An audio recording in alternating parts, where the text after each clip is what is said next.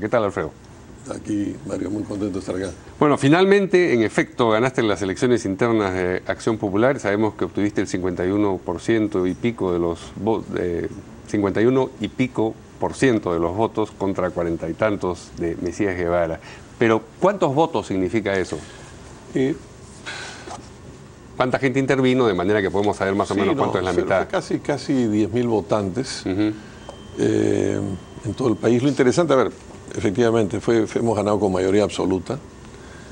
Y luego lo interesante es que hemos ganado prácticamente en todo el país, ¿no? Pero esto entonces, es como 5.000 y pico de votos, de acuerdo con, si son 10.000 los que han votado, 51%. 53, digamos, lo interesante, Mario, que quisiera destacar esta mañana, es que es el único partido, porque el Frente Amplio hizo una elección de otro tipo, también muy meritoria, pero de otra naturaleza abierta.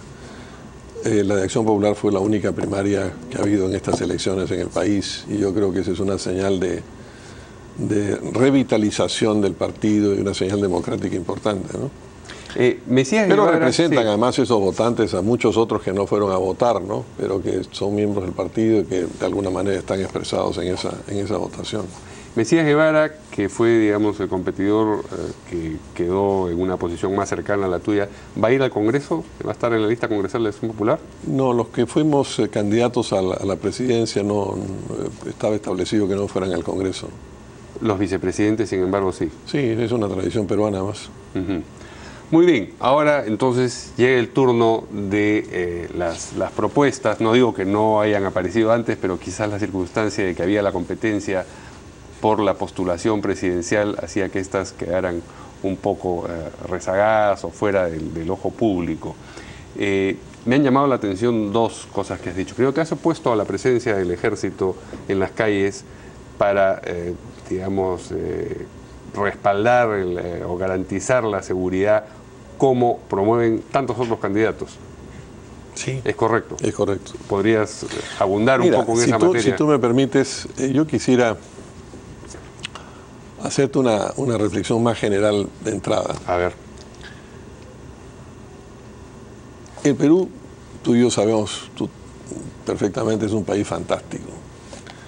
Pero los peruanos, además, son gente enormemente emprendedora, trabajadora, que a lo largo de todas estas décadas ha hecho un esfuerzo enorme por educar a sus familias, por crear negocios. Todo esto lo ha hecho sin el Estado. ¿Qué pasaría si los peruanos tuviesen un Estado a su servicio? ¿Qué cosa extraordinaria podríamos hacer con este país? Esa es la preocupación principal que yo tengo. Y esa preocupación principal que tengo se expresa, Mario, en dos ideas fundamentales. Una es en el largo plazo.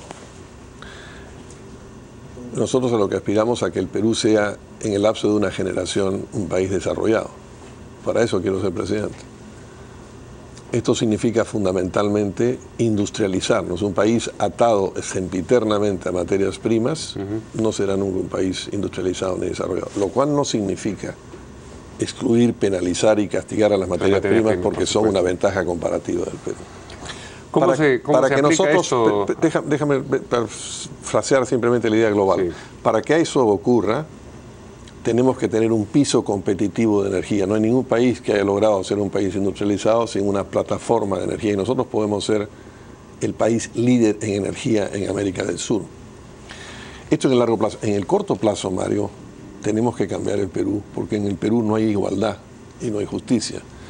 Y en consecuencia yo lo que planteo es una sociedad del bienestar con respuestas concretas a problemas concretos que tienen los peruanos. Yo creo que es fundamental que haya una cobertura universal de salud. Creo que es fundamental una transformación en la educación. Sobre eso tengo muchas ideas que sería largo explicar acá. Sí. Tenemos que tener una relación con el trabajo diferente, condiciones de trabajo. Esto es un poco las cosas generales. Ahora, digamos, me preguntas sobre la seguridad. Por favor, porque tenemos 3 meses y vamos a debatir o conversar sobre los distintos aspectos del programa, por eso preguntaba. Pero quería explicarte sobre eso. Sí. Y me gustaría en 10 segundos decirte lo siguiente. Nosotros tenemos 3 o 4 núcleos críticos que resolver. El Estado no funciona, no da orden y no da seguridad. En segundo lugar, tenemos un problema con nuestra renta natural, que está mal distribuida y hay una relación no equitativa entre el extranjero y el Perú. En tercer lugar, lo de la industrialización, que ya lo he dicho. Y en cuarto lugar, un eje crítico de infraestructura. Sobre la seguridad, por favor, es lo siguiente. Mira, no hay una fórmula mágica en la seguridad. La seguridad no es un acto, es un proceso. De modo que cuando los candidatos quieren encontrar una fórmula mágica para seducir al elector, diciéndole que tienen la fórmula mágica para resolver el problema, están engañando al elector. La seguridad, dicho yo, es una suerte de cadena de valor que comienza en el vecindario. En un vecindario con marginalidad económica, y por eso la igualdad es importante, se crea el núcleo de donde nace la delincuencia. Luego hay otro nexo entre ese vecindario y la policía que se rompió en el Perú, que fue la Comisaría del Pueblo, que se ha transformado en una policía de investigaciones. Todos están haciendo, ni siquiera en computadora, no, sino en máquinas de escribir expedientes, porque ahí es donde está la plata, ahí están las investigaciones, pero se ha roto ese enlace que hay que restablecer. Nadie habla de eso porque no es tan glamoroso como decir despido 30 generales.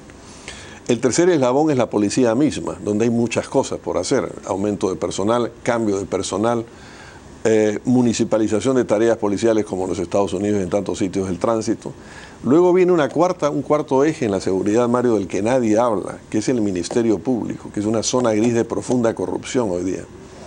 Luego viene el Poder Judicial, que es un Poder Judicial que está colapsado, y vienen las cárceles. De modo que lo que nosotros tenemos para resolver es resolver esta cadena de valor, y en todos y cada uno de estos puntos hay que intervenir. Y esta propuesta... Y el tema de los militares, por favor, no es sino una demagogia de además gente que no lo hizo en su gobierno. El ejército está entrenado para otra cosa. ¿Te refieres a Alan García en concreto, entonces? O ya Alejandro Toledo pero también. Ha habido varios casos, ha sido más de uno. Yo no quisiera personalizar porque quiero plantear ideas, pero esencialmente, Mario, los militares están entrenados para otra cosa, están entrenados para matar. O sea, pueden cumplir funciones cívicas muy importantes. El presidente Belaúnde los puso en batallones fluviales, y pueden haber batallones de ingeniería del ejército que entren a zonas que no entran. Eso era muy interesante y muy loable. Pero el ejército está para otra función. De modo que lo que nosotros tenemos que resolver fundamentalmente el tema de la policía, que es quien tiene esa labor. Yo me he puesto a la entrada del ejército.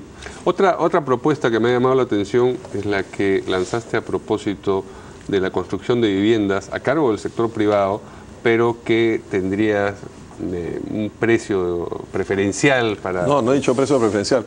Muchas gracias por la pregunta, porque algunos me dicen que ¿cómo así puede el Estado asegurar que el sector privado va a construir 1 millón de viviendas? Es una pregunta que te agradezco mucho, porque voy a hacer 1 millón de viviendas. El otro día... ¿Pero la vas a hacer tú si gobiernas o la va a hacer el sector privado? Lo va a hacer el sector privado. Lo va a hacer el sector privado, pero esto es bastante... Sí. A ver, en primer lugar, en los dos gobiernos de Belaúnde, nosotros no es un partido que está proponiendo algo que no haya hecho. En los dos gobiernos de Belaúnde se hicieron centenares de miles de viviendas a través de muchos mecanismos, cuando el Perú tenía mucho menos población. Nosotros tenemos un enorme déficit. Yo lo que digo siempre a los ciudadanos es: tu techo es un derecho. ¿Qué es lo que tenemos que hacer? ¿Cuál es el problema para la vivienda social? El problema para la vivienda social es el suelo.